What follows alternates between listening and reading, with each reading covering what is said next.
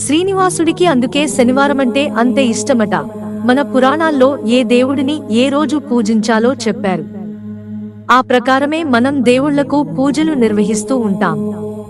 ఆదివారం సూర్యునికి, సోమవారం శివునికి, మంగళవారం సుబ్రహ్మణ్య స్వామి, ఆంజనేయుడికి ఇష్టమైన రోజులు. ఇలా ప్రతి ఒక్క దేవుడికి ఒక రోజు ఉంది. అలాగే మన వెంకటేశ్వర స్వామికి కూడా ఒక రోజు ఉంది. అదే శనివారం. అసలు శనివారం అంటే స్వామివారికి ఎందుకంత ఇష్టం అంటే దీనికి కారణం లేకపోలేదు. వెంకటేశ్వరుని పెళ్లి నుంచి ప్రతిదీ శనివారమే జరిగాయట. అందుకే శ్రీనివాసునికి శనివారమంటే అంత ఇష్టమట. ఈ రోజున స్వామివారికి పూజలు నిర్వహిస్తే శని బాధల నుంచి విముక్తి లభిస్తుందట. శ్రీనివాసుడు పద్మావతి అమ్మవారిని వివాహం చేసుకున్నది శనివారమేనట.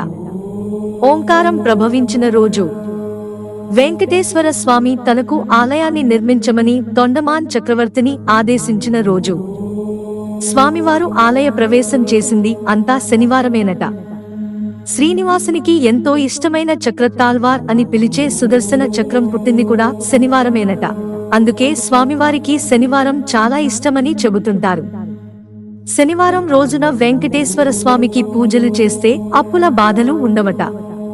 అనుకోని అవాంతరాలు సైతం తొలగి జీవితం ప్రశాంతంగా మారుతుందని పండితులు చెబుతారు. మిత్రులారా, ఛానల్ సబ్స్క్రైబ్ చేసుకోవడం మర్చిపోకండి. ధన్యవాదాలు.